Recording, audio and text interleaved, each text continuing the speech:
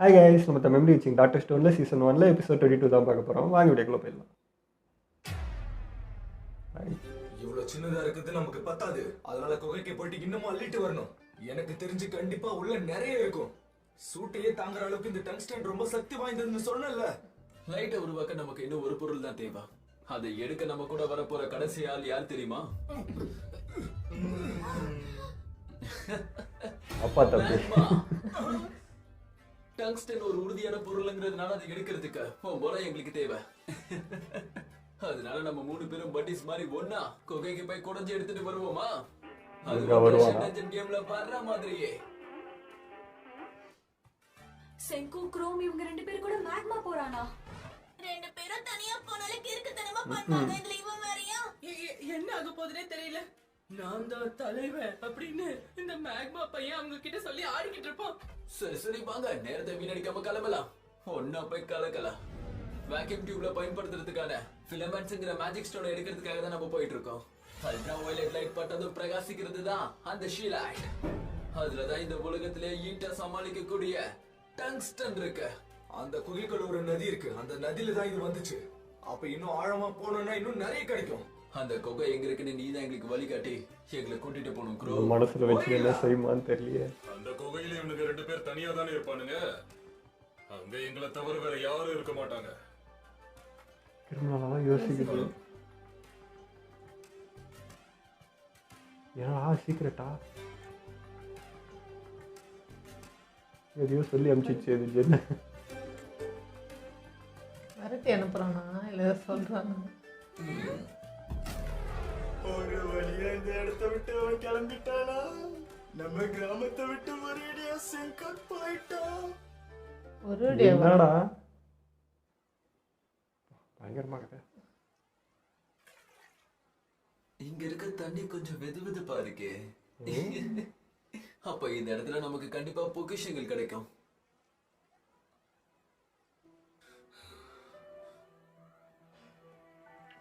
என்ன பண்ணுவான்னு தெரியலையப்பா. ஏய் செங்கு, தெரியாம தான் கேக்குறேன். மேக்மாவை கூட்டிட்டு வந்தது நல்ல யோசனையா? தன்னை தவிர இந்த உலகத்துல யாரும் முக்கியம் இல்லைன்னு நினைச்சிட்டு இருக்கிறான் அவன். அது மட்டும் இல்லாம உனக்கு எப்ப என்ன ஆகும், அந்த கிராமத்துக்கு தலைவன் ஆகலான்னு நினைச்சிட்டு இருக்கான். நம்ம நிலைமை என்னங்கிறது உனக்கே நல்லா தெரியும். நாமளே செல்போனை உருவாக்குறதுக்கு தானே டங்ஸ்டனை தேடி இந்த இடத்துக்கு வந்திருக்கோம். எனக்கு தெரிஞ்ச அந்த பொருள் இந்த குகையோட ஆழத்துல தான் இருக்கும். அதுவும் இல்லாம அதை எடுக்கிறதுக்கு மேக்மாவோட சக்தி நமக்கு கண்டிப்பா தேவை. அப்படி பார்த்தா இந்த சூழ்நிலை ரொம்ப சிம்பிளானது தான் நான் சொல்லுவேன். ரிஸ்க் என்னன்னு நமக்கு நல்லாவே தெரியும். அதனால அதுக்கு என்ன செய்யறதுன்னு நம்ம யோசிக்காம ஆயிடும்லாம் பயப்படவே கூடாது. அதெல்லாம் சரிதான்ப்பா. ஒருவேளை மேக்மா மட்டும் நம்ம 2 பேரையும் இங்க ஏதாச்சும் செஞ்சு அது விபத்துல தப்பிச்சு போயிடுவான். அது மட்டும் இல்ல, உன்னை ஏதாச்சும் பண்ணி உன்னோட தலையை மட்டும் சுகாசா கிட்ட கொண்டு போனா அவன் ஜெயிக்கிறதும் இல்லாம சயின்ஸும் காலி ஆயிடும். இது அந்த கிறுக்க யோசிக்கிறதுக்கெல்லாம் கண்டிப்பா வாய்ப்பே இல்ல. அதனால தைரியமாயிரு.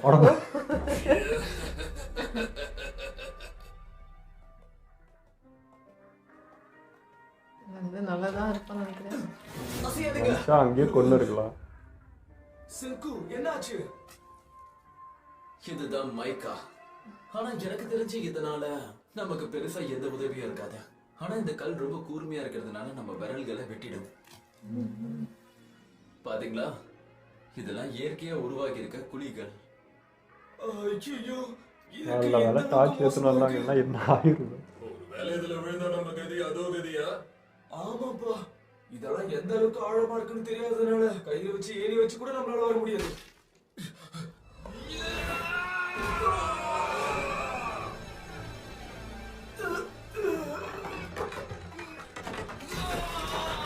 அவன் நிக்கிற இடமே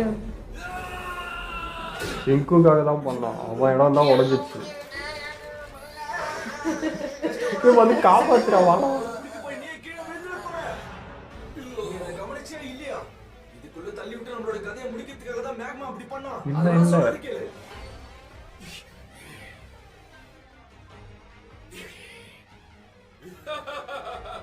ஆமா, சரியா சொன்ன. உங்க 2 பேர் கதையை முடிக்கதான் அந்த குகைக்கே வந்தேன். ஓடி வாண்டுக மாதிரி இருந்துகிட்டு எவ்வளவு தெனாவட்டா இருந்தீங்க. வேட்டையாட கூட தகுதி இல்லாதவனுங்க ஊர் மக்களை வழி நடத்துறீங்களா? நல்ல பலசாலியா இருக்கிறவன் தான் சேர்த்துல எடுத்துட்டு பெண்களை உனக்கு கிடைக்கணும். அதுதான் மனுஷனோட இயற்கை. வாழ வாழ்க்கையோட நியதியும் அதுதான். சயின்ஸ் ஆவது மண்ணாவது. ஏய் செக்கு, நீ உன்னோட காலகட்டத்துல வேணும்னா அறிவியல பெருசாவது எல்லாரையும் தூக்கி சாப்பிடுற அளவுக்கு வேணா வந்திருக்கலாம். ஆனா இந்த காலம் கற்காலம்டா. பலசாலியா இருந்தாதான் இங்க பொழைக்க முடியும். அடே செங்கு, நீ மட்டும் அன்னைக்கு என்னோட இஷிகாமி கிராமத்துல காலடி எடுத்து வைக்காம இருந்திருந்தா அன்னைக்கே நான் தலைவனாகி இருப்பேன்டா. நான் தான் எல்லாரையும் விட பலசாலி. கோவம் இருக்கு, ஆனா கொல்ற அளவுக்குலாம் இல்லை. நம்பர் 1 அது நான் தான்டா.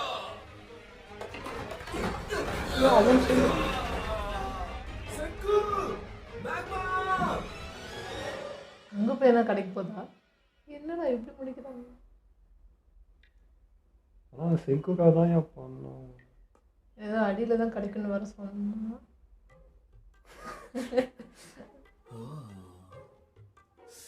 நல்லா இருக்கு சார் மியூசிக்கு.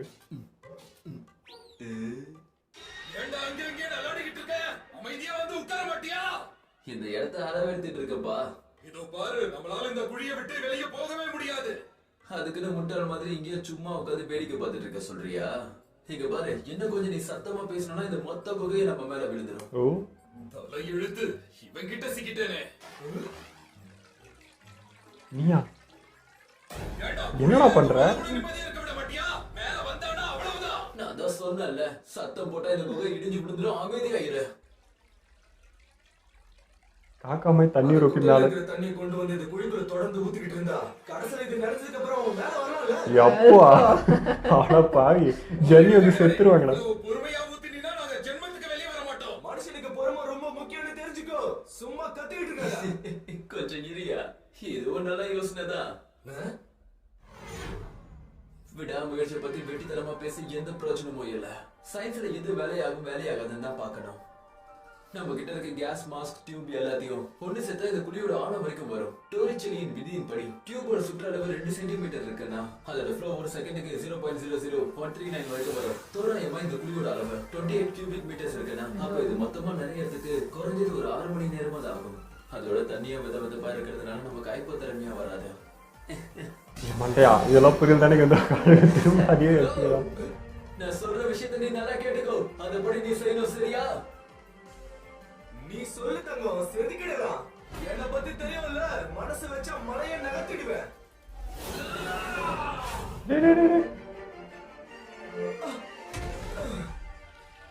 அதுக்கா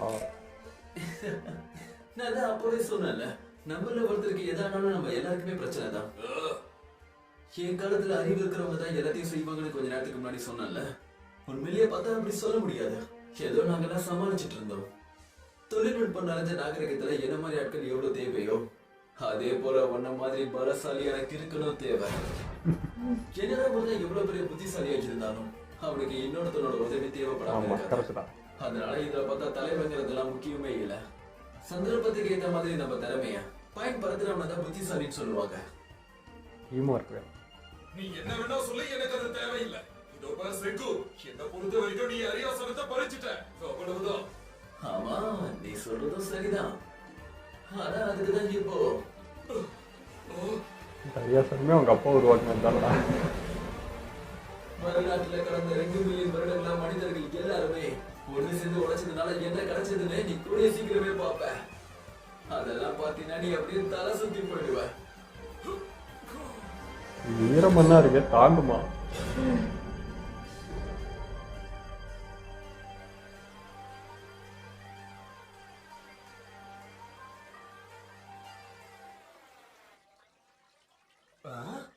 இதுக்குள்ள இருக்கிற தண்ணி டியூபுக்குள்ள வந்து எப்படி அதுக்குள்ள போகுது? அறிவியல ஒரு சின்ன விஷயம் தெரிஞ்சு போமா? அந்த விஷயம் பேரு சைஃபன். அது என்னங்கறத நானே சொல்றேன். ஒரு டியூபுக்குள்ள ஃபுல்லா தண்ணி நிரப்பிக்கணும். அதுக்கு அடுத்ததா ஒரு முனைய தண்ணிக்குள்ளேயே இன்னொரு முனைய வெளியவும் வச்சீங்கன்னா அதுக்கப்புறம் தண்ணி தன்னால அதுல இருந்து வெளியே வந்துகிட்டே இருக்கும். இத பாத்துட்டு எவ்வளவு கூட வேலை செய்யும். சும்மா ஒரு டெஸ்டிங் போட்டு பாருங்களேன். இந்த குவாலிட்டியாக மாதிரி பண்ண. ஐயோ இப்பவே எப்படியா? தண்ணி நிரம்பறதுக்கு இவ்வளவு நேரம் ஆகும் நான் யோசிக்கவே இல்லையே. செங்கோட பல்ல டைப் வச்சிட்டு இருக்கு. இதுக்கு மேல நீ டைப் படிக்கிறது உனக்கு எப்பரா தெரியும்? இஷிகாமி கிராமத்தை பொறுத்த வரைக்கும் நான் தான் நம்பர் 1ங்கிறத என்னைக்கும் மறந்துடாத. சென்கு, இப்போதைக்கு நீ கிராமத்துக்கே தலைவனா இருந்தாலும் பரவாயில்ல. ஆனா சுகாசாவோட கதையை முடிக்கிற வரைக்கும் நான் உனக்கு உதவுறேன். ஆனா எனக்கு பிடிக்காததை செஞ்சே நான் உன்னை சும்மா விட மாட்டேன். நல்லவன் தான், கொஞ்சம் கிறுக்கன் அவ்வளோ. சரி மேகமா, இந்த டீலுக்கு நானும் ஒத்துக்கிறேன். ஆனா சயின்ஸை பொறுத்தவரை உனக்கு பிடிக்காதுன்னு கண்டிப்பா எதுவுமே இருக்காது. ரொம்ப வரைக்கும் வெயிட் பண்ணல இப்போ. ஓ வந்துட்டா. மேகமா இந்த அளவுக்கு பாசாலியா இருந்ததுனாலதான் இந்த பிரச்சனையில இருந்து தப்பிச்சு நம்ம வெளியே வந்திருக்கோம். அந்த பிரச்சனை தான் பக்கத்துல இருக்கு. நான் மட்டும் அந்த மாதிரி செய்யாம இருந்திருந்தா குளூர்லயே நடுங்கி நாங்க செத்து போயிருப்போண்டோய். அதை பார்க்க முடியாம தான் நான் உங்களுக்கு உதவி செஞ்சேன். கிடையாத பிரச்சனை என்னன்னா, குளூர்ல நம்ம அதே மாதிரியாக இருந்திருந்தா கடைசியா நாம சீரா வச்சுக்கிறதுக்காக நான் அவனை கட்டி பிடிக்கிற நிலைமையா இருக்கும். எக்ஸ்ட்ரீமா யோசிக்கிறேன். கேட்க முடியாது, பார்த்துருந்தா என்ன இருக்கும்.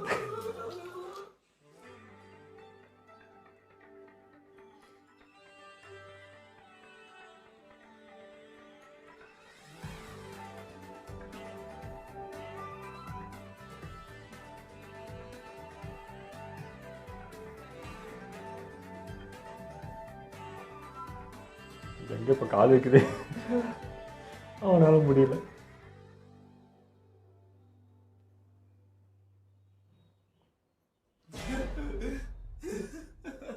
நான் நினைச்சது சரியா போச்சு. அத நான் கண்டுபிடிச்சிட்டேன். கொடுங்க நிறைஞ்ச இந்த கல் இருக்கு, இதுதான். பாறையே இது. இப்ப நம்ம இருக்கிற இடத்தோட பேர் என்ன தெரியுமா? இதான் ஸ்கான் டெபாசிட். இந்த இடத்துல நமக்கு ஏகப்பட்ட தாதுக்கள் கிடைக்கும் தெரியுமா? சுருக்கமா சொல்ல போனா இயற்கையோட பொக்கிஷ பெட்டி தான் இது. பார்க்கவே பிரம்மாண்டமா இருக்கு. இயற்கை பிரம்மாண்டம் தான். தங்கம், இப்படி எல்லாம் வரி வரியா கோடு போட்ட மாதிரி ரொம்ப அழகா இருக்கு. இது வரைக்கும் இந்த மாதிரி கல்ல நான் பார்த்ததே இல்ல. இதெல்லாம் ஒரு கல்லுதானே? இந்த கற்களுக்கு கீழே இருக்கிற மேக்மானால தான் தண்ணி சூடாகி இந்த மாதிரி வெள்ளை கற்கள்லாம் உருவாகுது. இத லைம்ஸ்டோன் சொல்லுவாங்க. இந்த இடம் முழுக்க இருக்கு. இந்த வெந்நீர்ல வெவ்வேறு விதமான தாதுக்கள் கசிகிறதுனாலதான் இங்க இருக்க கற்கள் எல்லாமே வகை வகையா இந்த அளவுக்கு வித்தியாசமா இருக்கு.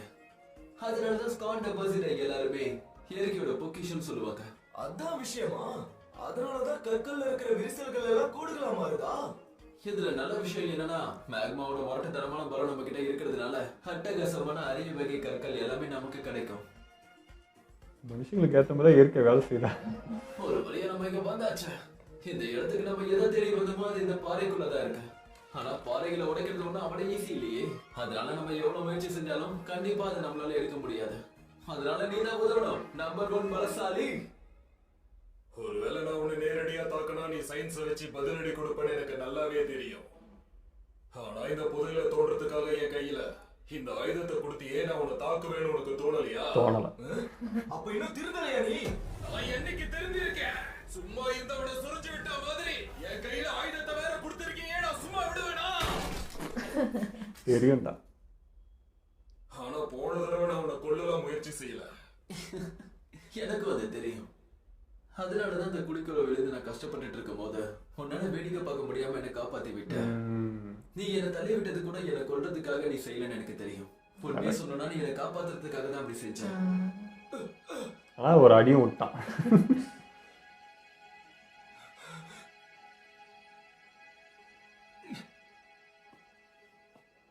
மேக்மா, என்ன மன்னிச்சிடு. இது எதுவும் தெரியாம உன்னை என்னென்னமோ பேசிட்டேன். மூஞ்சி மட்டும் தான் சார் ரப்பு. அதுக்காக என்ன அடிச்சுக்க. சாப்பிட்டு சார் மனசு. இதெல்லாம் எனக்கு முக்கியம் இல்ல. ஆனா உங்க மேல என் மனசுல இருக்கிற கோவத்தை இங்க இருக்கிற பாறைக்கு மேல காட்டுறேன். சரிப்பா காட்டுப்பா, நல்லதுதான் இது. பிரபஞ்சத்திலேயே சூட்ட சமாளிக்கக்கூடிய அற்புதமான கல்லு இது நமக்கு தான். உண்மைதான். இந்த டங்ஸ்டன் உண்மையிலேயே இயற்கை கொடுத்த பொக்கிஷன் தான். ஆனா அந்த குகைக்குள்ள வந்து நம்ம 3 பேரும் ஒன்று சேர்ந்து இதை கண்டுபிடிச்சதால இது அற்புதமானது. என்னை பொறுத்த வரைக்கும் இது நம்ம 3 பேரோட நட்புக்கான புதையல். என்ன உளறிட்டு இருக்க? பூமர் மாதிரி பேசுற. ஆமாப்பா, ரொம்ப பூமரா இருக்கு. வாய மூடுங்கடா. ஏதோ சந்தோஷம் பெருமையா சொன்னா. பேசிட்டேன். அதுக்காக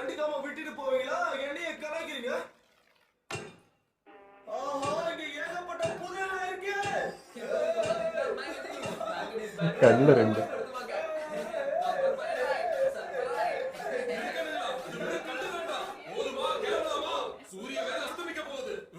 விஞ்ஞானிகளுக்கு அதெல்லாம் பொக்கிஷம். இன்னும் 3 நாளுக்குள்ள செங்கோ பத்திரமா இங்க வந்து சேர்த்துடு, சரியா? அப்படி செஞ்சேன்னா வாங்க நம்ம திரும்ப போகலாம். ஏய் கிரிப்பா என்னமோ ஆஃபர் பண்ணி அமைச்சிருக்குது. ஆமாப்பா இப்பதானே பொக்கிஷத்தோட மலையை கண்டுபிடிச்சிருக்கோம். இன்னும் கேட்க மாட்டீங்களா? வாங்கடா கிளம்பலாம். வேகமா போங்க. என்ன ஆச்சு உனக்கு? இப்ப திடீர்னு அறுக்க பறக்க கிளம்புறா. 3 நாளைக்கு ரிட்டர்ன் எடுத்து வந்தா அவனுக்கு ஏதோ கிடைக்கும் போல.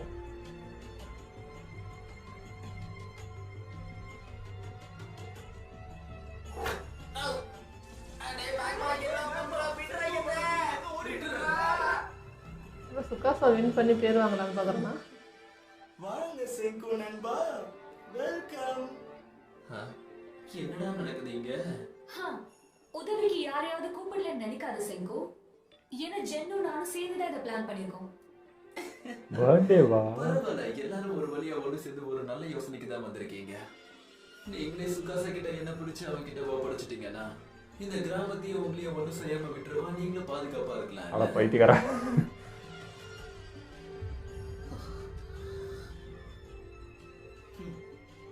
நீ சொல்றத பத்திலாம் எனக்கு எதுவும் தெரியாது ராஜா. பர்த்டே போல இருக்குது.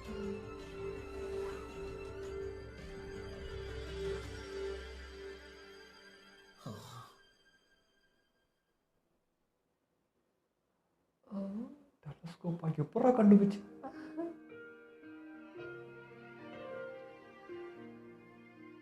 Astronomy telescope. எப்படா? இது அப்சர்வேட்டரி. தாத்தா நீயா? நான் விண்வெளிக்கு போக போறேன்.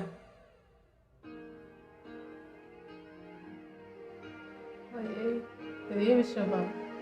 அதான் இவன் செஞ்ச கண்ணாடி வச்சு ஏதோ செஞ்சுக்குதுங்க.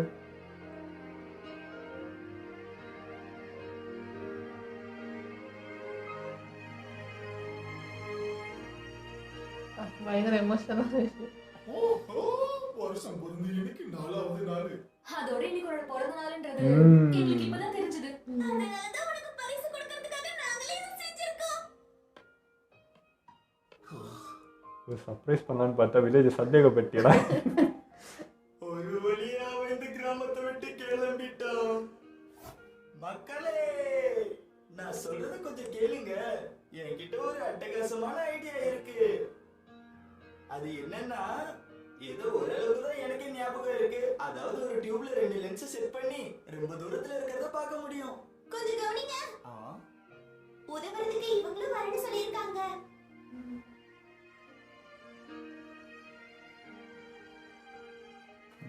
ஐடியா வச்சு பண்ணிருக்காங்கல்ல, பெரிய விஷயம். அதே மாதிரி அவன் என் பிறந்தநாளுக்கும் இதே மாதிரி அட்டகாசமா ஏதாவது தரணும். அப்பதான் நான் செஞ்ச வேலைக்கெல்லாம் கைமாறி செஞ்ச மாதிரி இருக்கும். சரியா சொன்ன. இத செஞ்சு முடிக்கிறதுக்காக இந்த மொத்த ஊரே உழைப்பு போட்டிருக்காங்க. ஆனா என்ன, இதுல ஏதாவது மாத்தணும்னா அதை நீயே பாத்துக்கோ. ஆமா ஆமா. வில்லேஜும் நான் லவ் பண்றேன். நாங்க இந்த மாதிரி செய்வோம்னு நீ கொஞ்சம் கூட எதிர்பார்க்கல. சந்தோஷமா இருந்தா பரவாயில்ல. அழு. எங்க கிட்ட என்ன உனக்கு பிடிச்சான்? சும்மா இருக்கிறத சொல்றதுக்கு அமைதி. எல்லாரும் உண்மையிலே கலக்கிட்டீங்க. இது நிஜமா பிரமாதமா இருக்கு. இங்கேயே தாண்டா இருப்பான் இனிமே. என்ன பண்றான்னு கூட நம்ம தெரிஞ்சுக்கலாம். அட ஆமால. எங்க உழைப்புக்கு ஏத்த மாதிரி ஏதாவது நல்லதா சொன்னா நல்லா இருக்கும். இங்க இருக்க எல்லாருக்கும் நான் எவ்வளவு விஷயங்கள் செஞ்சு கொடுக்குறேன். ஆனா எனக்கே என்னோட பிறந்தநாள் ஞாபகம் இல்ல. அப்படி இருக்கும்போது உங்களுக்கு எப்படி தெரிஞ்சது? Universal problem. வருஷமா கல்லா இருந்ததுனால நம்ம இன்டர்னல் கிளாக்ஸ் எல்லாம் குழம்பி போயிருக்கு. இன்னும் சொல்ல போனா எனக்கு என்ன வயசாகுதுன்னு எனக்கே தெரியல. எத்தனை நாள் உயிரோட இருந்தியோ அது கணக்கு போட்டு பாரு. அந்த கணக்கு நீ போட்டிருப்பியே.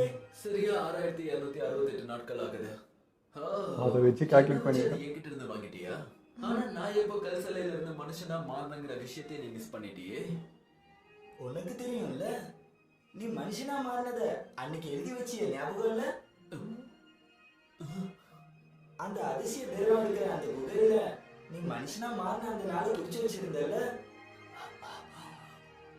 கல்சிலேயே இருந்து மனுஷனா மாறின நாளை கூட குறிச்சு வச்சிருக்கானா? ஆனா அது என்ன நாள்னு அவனுக்கு எப்படி தெரியும்? அதான் மனுஷனா பிறந்த நாள்.